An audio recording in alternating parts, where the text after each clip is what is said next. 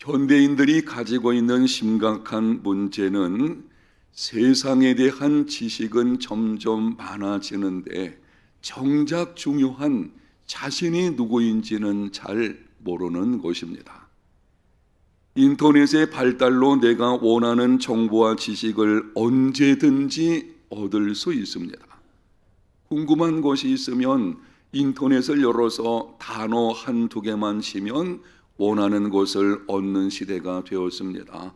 그런데 자신이 누구인지에 관해서는 관심이 별로 없습니다. 고난이 찾아온다고 해도 고난이 찾아왔을 때에는 내가 누구인지, 인생이 무엇인지, 앞으로 어떻게 살아야 되는지를 알 수 있는 기회가 온 것인데 그때도 자신에 대해서 별로 생각을 하지를 않습니다. 결국 자신이 누구인지 알지 못하니 어떻게 살아야 되는지를 알지 못하게 되고 그 결과는 물질적인 풍요 속에서도 정신적인 빈곤 가운데 살아가는 것입니다. 이게 문제죠.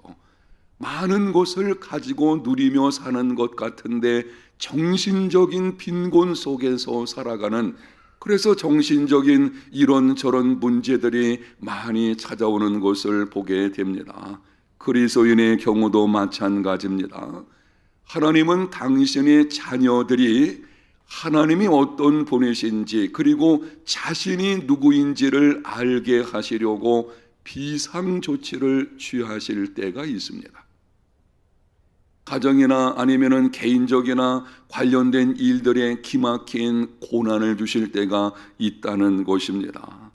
그런데 그 많은 고난을 겪으면서도 자신이 누구인지, 그리스도인이 어떤 사람인지는 생각하지를 않습니다.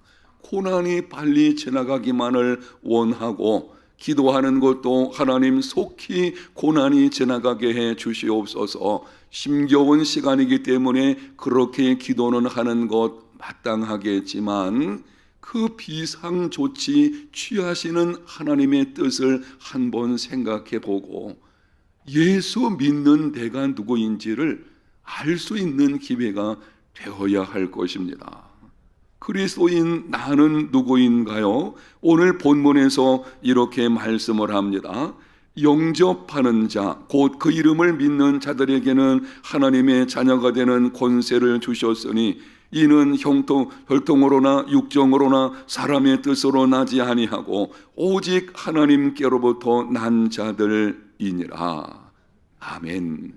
영접하는 자, 예수님을 구세주와 주님으로 영접하는 자, 곧 그 이름을 믿는 자들에게는, 예수님을 믿는다는 것은 예수님을 구세주와 주님으로 영접하는 것입니다.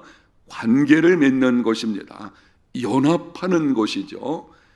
이런 자들에게는 하나님의 자녀가 되는 권세를 주셨으니 그리스도인 나는 하나님의 자녀입니다.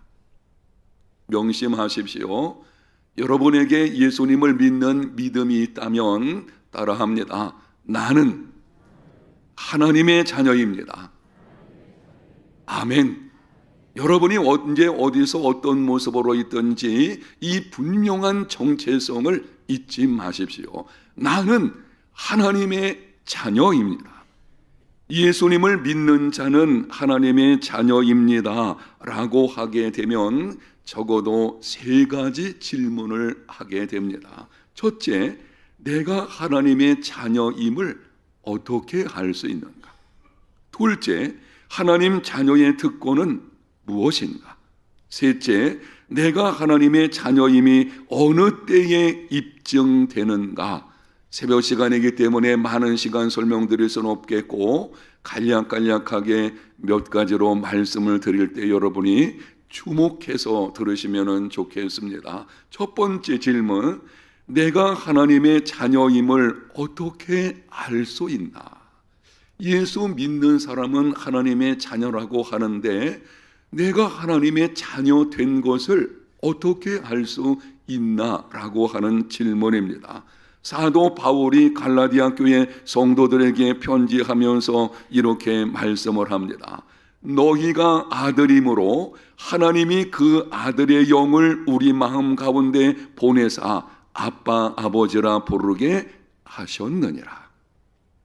그 아들의 영이신 성령께서 우리 안에 오심으로 하나님을 아빠 아버지라고 부르는 것, 그것이 하나님의 자녀된 증거입니다.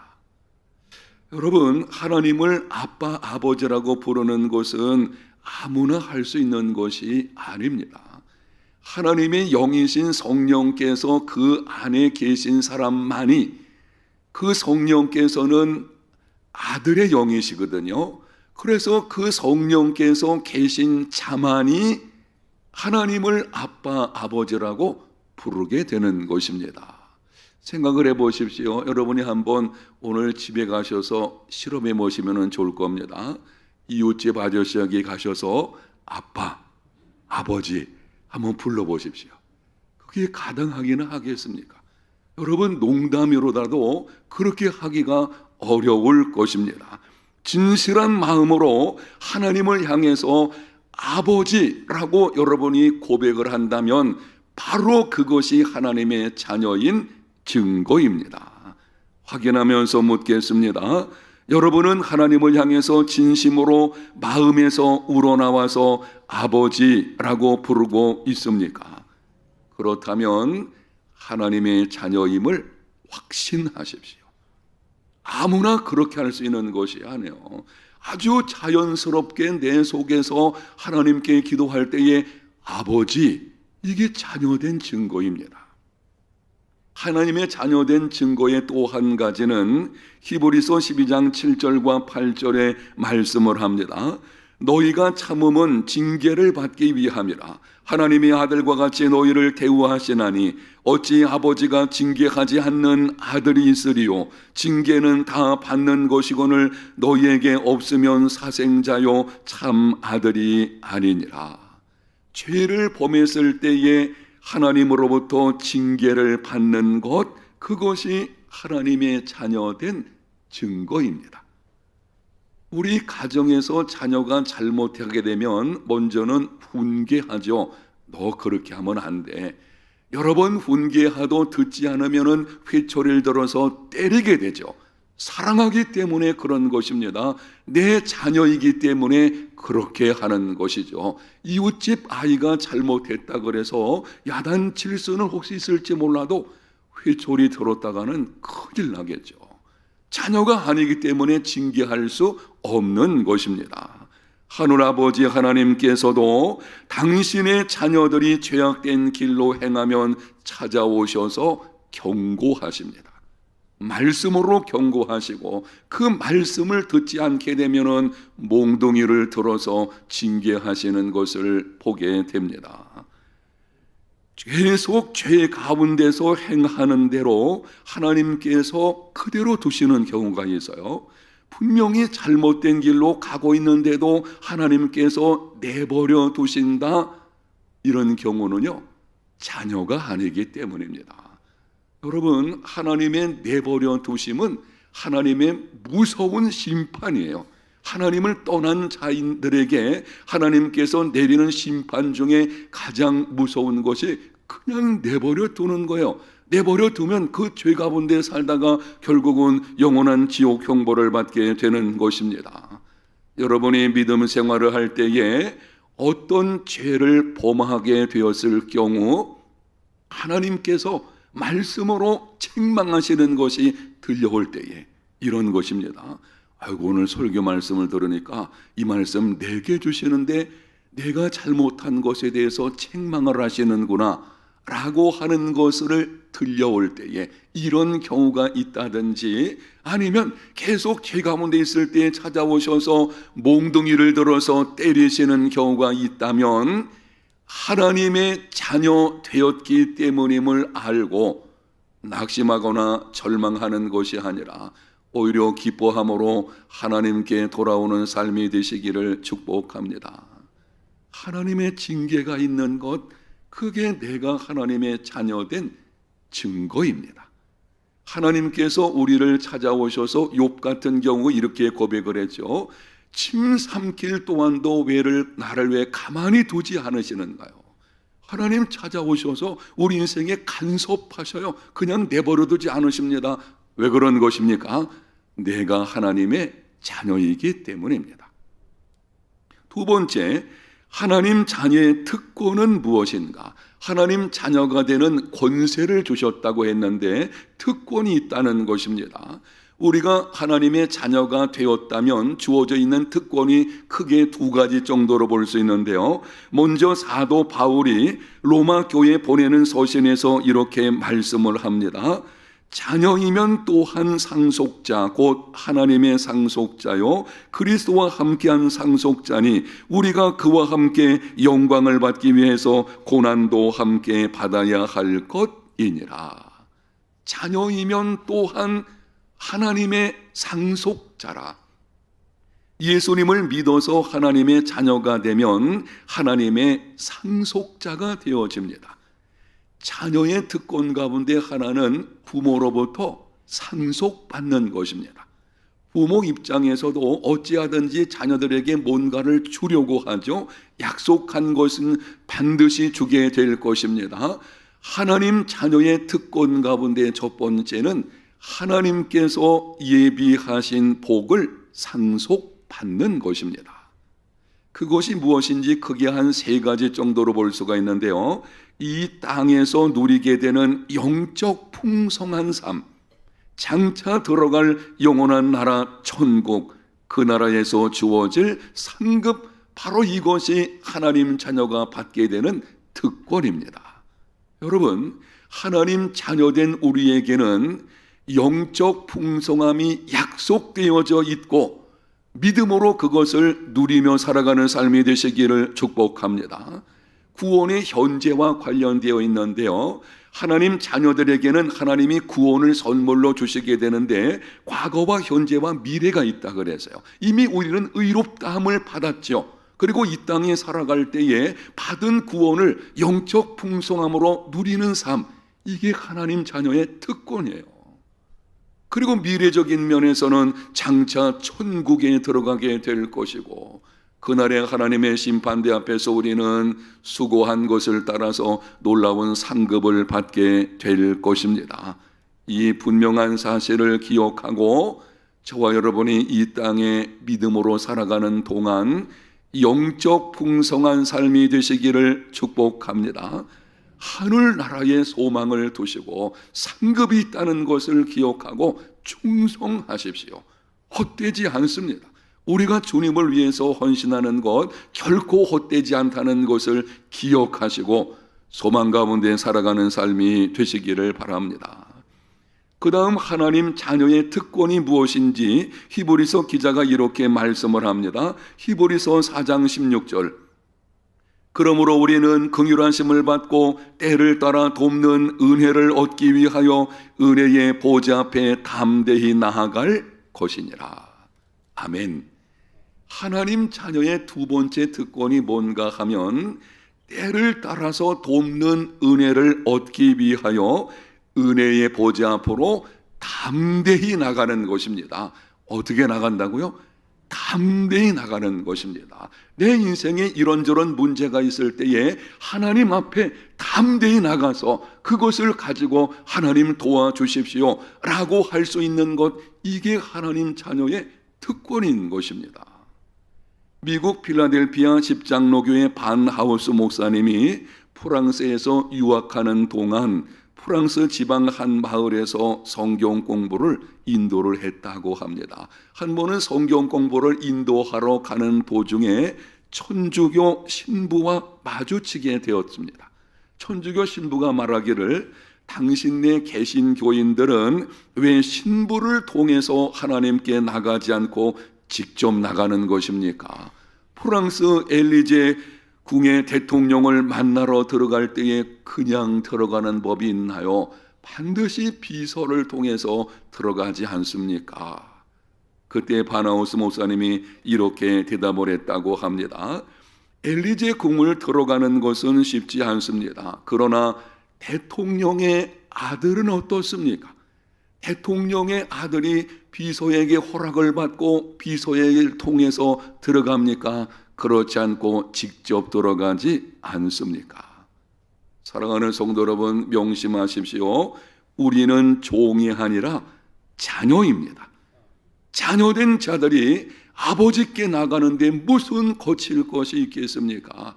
제 사무실은 교육자실을 통해서 들어가게 되어져 있어요. 우리 부교육자들이 있는 그 공간을 통해서 들어가기 때문에 여러분이 찾아올 때에 반드시 부교육자들을 통해서 부탁을 하고 그리고 저한테 시간 되는지 묻고 그렇게 해서 만나게 되는 것입니다. 여러분, 그런데요, 부교육자들에게 부탁도 하지 않고 그냥 노크도 하지 않고 확 열고 들어오는 사람이 있어요. 누군가요? 자녀들이죠. 아니, 이 녀석들이 어떤데 확 열고 들어와가지고 놀랄 때가 있어요. 그게 자녀 아니겠습니까? 하나님의 자녀된 자들은 담대히 하나님께로 나갈 수 있는 특권이 주어져 있는 것입니다. 망설일 것이 뭐가 있겠어요? 여러분, 하나님 앞에 나가는데 쭈뼛거리나요? 아니잖아요. 새벽에 나와서 기도할 때에 하나님 아버지 움츠러든 목소리로 그렇게 말하지 않죠. 왜 그런가요? 우리가 하나님의 자녀이기 때문인 것입니다. 오늘 새벽에 여러분이 가지고 나온 문제가 무엇입니까? 기억하십시오. 예수님을 믿는 나는 종이 아니라 누굽니까? 자녀입니다. 우리는 종이 아니에요. 우리는 하나님의 자녀들인 것입니다. 은혜의 보좌 앞으로 담대히 나아가 담대히 구하십시오. 예수님께서 말씀을 하셨습니다. 구하라, 주실 것이요, 찾으라, 찾을 것이요, 두드리라, 그리하면 열릴 것이니. 왜 그런 것입니까? 우리는 하나님의 누구이기 때문에? 자녀이기 때문입니다. 명심하십시오. 예수 믿는 그리스도인의 삶에서 심각한 것 중에 하나는 기도하지 않는 거예요. 우리는 환난이나 역경이나 혹은 이런저런 죄의 문제, 이걸 심각한 것으로 보고, 물론 그것이 인생 가운데 힘들긴 하지만 우리가 가지고 있는 가장 심각한 문제는 은혜의 보좌 앞으로 나가지 않는 것입니다. 하나님의 아들인 예수 그리스도께서 은혜의 보좌 앞으로 담대히 나가도록 우리를 위해서 십자가에 자신을 내어주시고 하나님의 자녀가 되게 하신 것입니다. 여러분에게 주어진 하나님 자녀의 특권, 담대하게 은혜의 보좌 앞에 나가는 믿음의 걸음이 되시기를 바랍니다. 세 번째, 마지막으로 내가 하나님의 자녀임이 어느 때에 입증되나, 세상을 살아갈 때에 당신은 정말 하나님의 자녀입니다 라고 하는 것이 어느 때 보여지느냐는 것입니다. 내가 하나님의 자녀이다, 분명한 증거가 있어요. 그런데 그게 실제로 우리 삶에서 보여지려면 어떻게 해야 되느냐라고 하는 것입니다. 역시 두 가지 정도가 있는데요. 먼저 예수님께서 말씀을 하셨습니다. 마태복음 5장 44절과 45절입니다. 나는 너희에게 이르노니 너희 원수를 사랑하며 너희를 박해하는 자를 위하여 기도하라. 이같이 한즉 하늘에 계신 너희의 아버지의 누가 되리니? 아들이 되리니. 이같이 해야만 그 조건으로 하나님의 자녀가 비로소 된다, 그런 뜻은 아니고요. 이렇게 행하면 그때의 하나님의 자녀됨이 입증된다는 것입니다. 원수를 사랑하며 너희를 박해하는 자를 위해서 기도할 때에 그때 우리가 하나님의 자녀임이 보여지게 되는 것이죠. 이 말씀은 토요일 새벽 기도회 때에 더 구체적으로 말씀을 드리게 될 것입니다. 오늘 새벽에는 원수를 사랑하며 박해하는 자를 위해서 기도할 그때에 하나님의 자녀로 입증된다라고 하는 것만 기억을 하시면 좋겠습니다. 다른 하나는 로마서 8장 17절을 다시 한번 보겠습니다. 자녀이면 또한 상속자, 곧 하나님의 상속자요 그리스도와 함께한 상속자니 우리가 그와 함께 영광을 받기 위하여 고난도 함께 받아야 할 것이니라. 하나님의 자녀의 특권은 첫 번째가 상속자라고 해서요. 그런데 이 말씀을 주시면서 붙여놓은 것이 뭔가 하면 그리스도와 함께 영광을 받기 위해서 그리스도와 함께 무엇도 받아야 한다? 고난도 받아야 할 것이라. 이렇게 말씀을 하고 있어요. 그리고 이 말씀과 관련해서 베드로전서 4장 13절에 말씀을 합니다.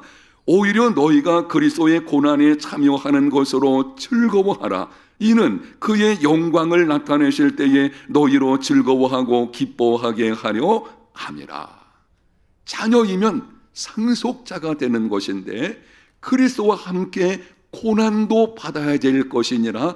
그런데 하나님의 자녀가 되었으면 그 고난 중에서도 기뻐하는 삶이 되어야 한다는 것이죠. 왜 그렇습니까? 예수 믿는 믿음 때문에 당하는 고난은 영광이 주어져 있거든요.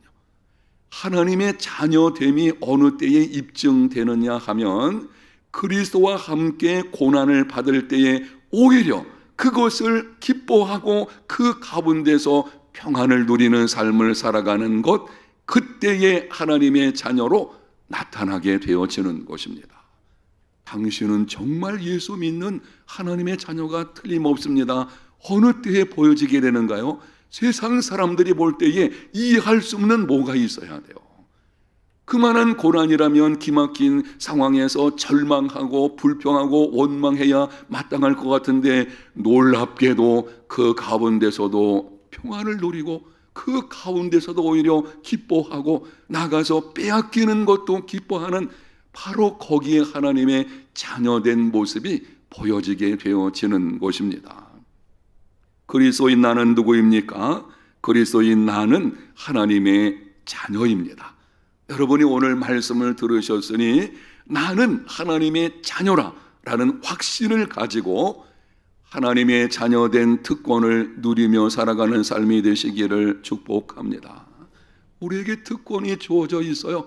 그것을 여러분이 그냥 옆으로 치워놓지 마시고 누리며 살아가는 삶이 되시기를 바랍니다. 그 가운데 삶의 현장에서 원수를 사랑하고 박해하는 자들을 축복하며 기도하고 고난 중에서도 오히려 기뻐하고 즐거워할 수 있는 하나님의 자녀된 모습으로 살아가는 믿음의 걸음 다 되시기를 예수님 이름으로 축복합니다.